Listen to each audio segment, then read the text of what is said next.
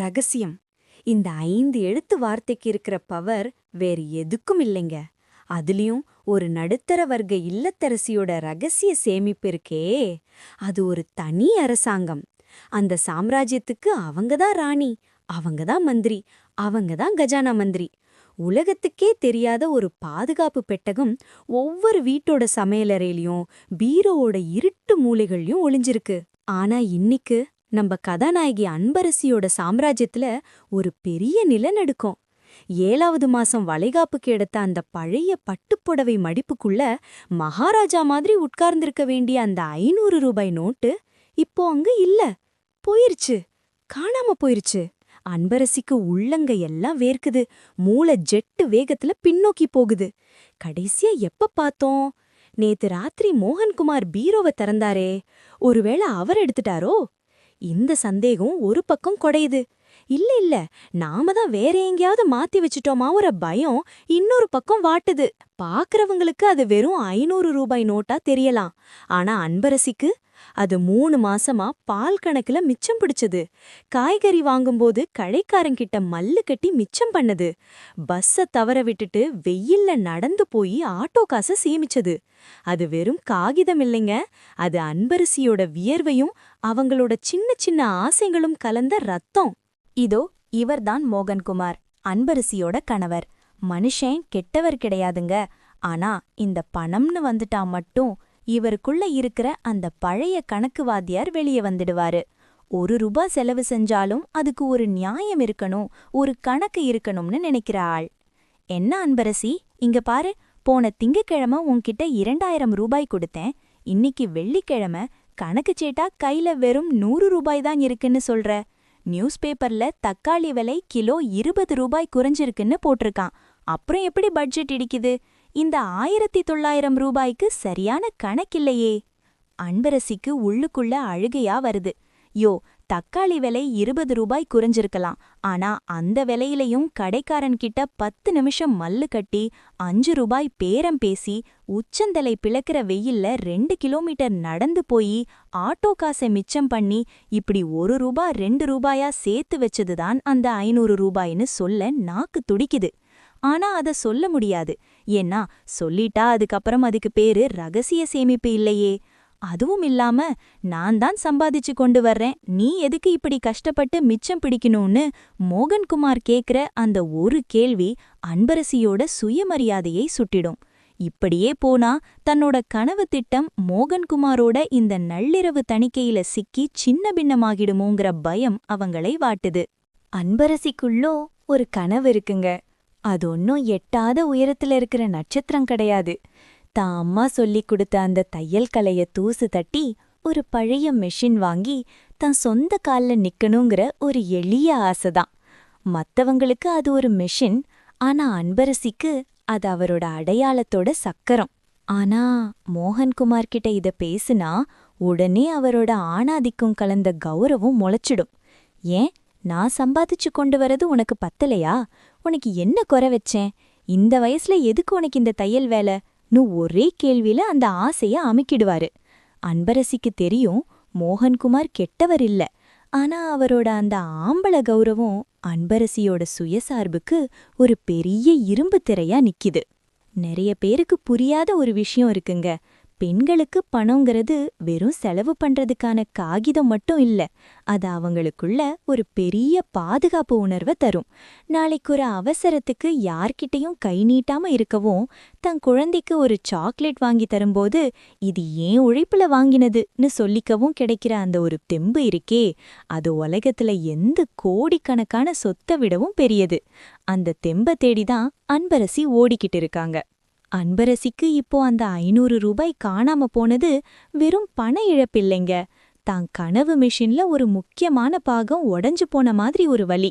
அந்த ஒரு 500 ரூபாய் நோட்டு தான் அவரோட லட்சிய கோட்டைக்கு அடிக்கல். அதை இழந்தா தான் கனவையே இழந்த மாதிரி ஒரு உணர்வு அவங்களுக்குள்ள ஓடிக்கிட்டு இருக்கு.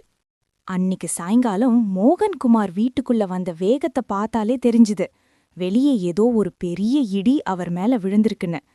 கணக்கு வழக்குகளை விரல் நுனியில வச்சிருக்கிற மனுஷன் இன்னைக்கு தலை குனிஞ்சு உட்கார்ந்திருக்காரு. அவர் உயிர் நண்பன் ரமேஷோட பையனுக்கு திடீர்னு உடம்பு முடியல. ஐசியூல அட்மிட் பண்ணிருக்காங்க. அவசரமா ஒரு சின்ன தொகை தேவைப்படுது. என்னால என் உயிர் நண்பனுக்கு கூட இந்த நேரத்துல உதவ முடியலையே அன்பரசி. மாச கடைசி, கையில இருந்த சொற்ப காசையும் இன்னைக்கு தான் ஆபீஸ்ல ஒரு அவசர செலவுக்கு கொடுத்தேன். இப்போ ரமேஷ் ஃபோன் பண்ணி கேக்கும்போது என்கிட்ட இல்லன்னு சொல்ல என் நாக்கு வரல. ஒரு மனுஷனா நான் தோத்துட்டேனோன்னு தோணுது அன்பரசி. அன்பரசி கையில இப்போ அந்த 500 ரூபாய் இருக்கு. ஆமாங்க, ஒரு வழியா அந்த சாம்ராஜ்யத்தோட கஜானா கிடைச்சிருச்சு. ஆனா அந்த பணத்தோட சேர்ந்து ஒரு பெரிய தர்ம சங்கடமும் வந்திருக்கு. பல மாசம் ஆசைகளை தியாகம் செஞ்சு ஒரு ரூபாயா பார்த்து பார்த்து சேர்த்த அந்த பணம் இப்போ அவர் கண் முன்னாடி ஒரு உயிரை காப்பாத்த துடிக்குது. அன்பரசி முன்னாடி இப்போ ஒரு பெரிய அக்னி பரீட்சை. ஒன்னு, பல மாசம் பட்டினி கிடந்து ஆசைகளை அடக்கி சேர்த்து அந்த தையல் மிஷின் கனவுக்காக அந்த 500 ரூபாயை இப்போதே அமைதியா மறைச்சு வைக்கிறது. அது அவரோட உரிமை. இன்னொன்னு, தன் ஆசை போனா போகட்டும், கணவனோட கௌரவந்தான் முக்கியம்னு அதை தூக்கி கொடுக்கறது. ஒரு இல்லத்தரசியோட மனசு ஒரு பக்கம், ஒரு மனைவியோட கடமை மறுபக்கம். எது ஜெயிக்க போகுது? அவரோட கனவா இல்ல குடும்பத்தோட மானமா? அன்பரசி ஒரு நிமிஷம் கூட யோசிக்கலைங்க. தன்னோட பல மாச கனவு, அந்த தையல் மிஷின் ஆசை எல்லாம் அந்த ஒரு தாளோடு காத்துல கரைஞ்சு போகுமேன்னு அவங்க கவலைப்படல. ஏன்னா ஒரு பெண்ணோட மிகப்பெரிய பலமே அவளோட அன்புதான். அந்த அன்பு முன்னாடி எந்த லட்சியமும் பெருசா தெரியல. இத முதல்ல கொண்டு போய் ரமேஷ் கிட்ட கொடுங்க. அன்னிக்கு காய்கறி வாங்கும்போது 5-10ன்னு மிச்சம் பிடிச்சது, பால் கணக்குல மிச்சம் பண்ணது, ஒரு தையல் மிஷின் வாங்கி நம்ம குடும்பத்துக்கு உதவியா இருக்கலாம்னு ஆசைப்பட்டு சேர்த்தேன். ஆனா என் ஆசைய விட உங்க நண்பனோட குழந்தையோட உயிரும் உங்களோட நிம்மதியும் தான் எனக்கு இப்போ முக்கியம். மத்தத அப்புறம் பாத்துக்கலாம். மோகன்குமாருக்கு அப்படியே தலை சுத்துதுங்க. இவ்வளவு நாள் கணக்கு தெரியாதவ, 1 ரூபா செலவு செஞ்சாலும் அதுக்கு நியாயம் இல்லாதவன்னு யார நினைச்சு அதிகாரம் பண்ணாரோ, அவ தான் கஷ்ட காலத்துல கை கொடுக்க ஒரு ரகசிய சாம்ராஜ்யத்தையே கட்டி வச்சிருக்காளேன்னு நினைக்கும்போது அவரோட அந்த வீண் கௌரவம் எல்லாம் பனி போல உருகி போகுது. பாத்தீங்களா நண்பர்களே, சேமிப்புங்கிறது வெறும் காகிதத்தை சேர்க்கறது மட்டும் இல்லைங்க. ஒரு ஆபத்து வரும்போது குடும்பத்தோட மானத்தையும் நிம்மதியையும் சேர்த்து சேமிக்கிறது தான் உண்மையான சேமிப்பு. அதனால தான் சொல்றோம், சிறு துளி பெரு வெள்ளங்கிறது வெறும் காசுக்கு மட்டும் இல்ல, ஒரு இல்லத்தரசியோட அன்புக்கும்தான். உங்க வீட்டு ஆணி வேர் அத சேமிப்பு தான். அன்பரசி அன்னைக்கு தயங்காம கொடுத்த அந்த 500 ரூபாய் ஒரு பிஞ்சு உயிரை காப்பாத்துச்சு. ஆனா அந்த 500 ரூபாய் நோட்டு மோகன்குமார் மனசுல ஒரு பெரிய மாற்றத்தையே உண்டாக்கிடுச்சுன்னு அன்பரசிக்கு தெரியாது. மனுஷன் அன்னைக்கு ராத்திரி முழுக்க தூங்கலங்க. ஒரு வாரம் கழிச்சு இன்னைக்கு தன் மனைவிக்காக ஒரு பெரிய சர்ப்ரைஸ் திட்டத்தோட வராரு மோகன்குமார். அந்த பெட்டி திறக்கப்பட்டப்போ அன்பரசிக்கு தன் முன்னாடி ஒரு மிஷின் இருக்கிற மாதிரி தெரியலங்க. தான் அம்மாவோட ஆசிர்வாதமும் தன்னோட பல வருஷ கனவும் ஒன்னா சேர்ந்து நிக்கிற மாதிரி தெரிஞ்சுது. ஆச்சரியத்துல வாயடைச்சு போய் கைகளை முகத்துல பொத்தி அப்படியே சிலையாகி நிக்கிறாங்க அன்பரசி. அன்பரசி, அன்னைக்கு நீ என் கையில கொடுத்தது வெறும் 500 ரூபாய் இல்ல, என் மானம்.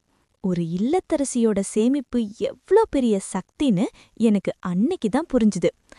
தையல் வேலை எதுக்குன்னு கேட்டு உன் கனவை நான் தடுத்த ஒவ்வொரு நிமிஷமும் இப்போ எனக்கு பாரமா இருக்கு.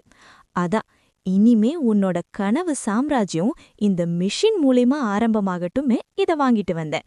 இது உன் உழைப்புக்கு நான் தர மரியாதை. பாத்தீங்களா நண்பர்களே, ஒரு இல்லத்தரசியோட ரகசிய சேமிப்புங்கிறது வெறும் பணம் மட்டும் இல்லைங்க, அது ஒரு குடும்பத்தோட அசைக்க முடியாத ஆணிவேர். அவங்க அஞ்சரை பெட்டியிலையும் புடவ மடிப்புலையும் பார்த்து பார்த்து சேர்த்து வைக்கிற ஒவ்வொரு ரூபாயும் ஒரு காலத்துல உங்க குடும்பத்தையே தாங்கி பிடிக்கிற தூணா மாறும். உங்க வீட்லயும் இப்படி ஒரு அன்பரசி இருந்தா அவங்க சேமிப்பை கிண்டல் பண்ணாம மதிக்க கத்துக்கோங்க. ஏன்னா அந்த சேமிப்பு தான் உங்க வீட்டின் உண்மையான பாதுகாப்பு கவசம். மீண்டும் ஒரு நல்ல கதையில் சந்திப்போம்.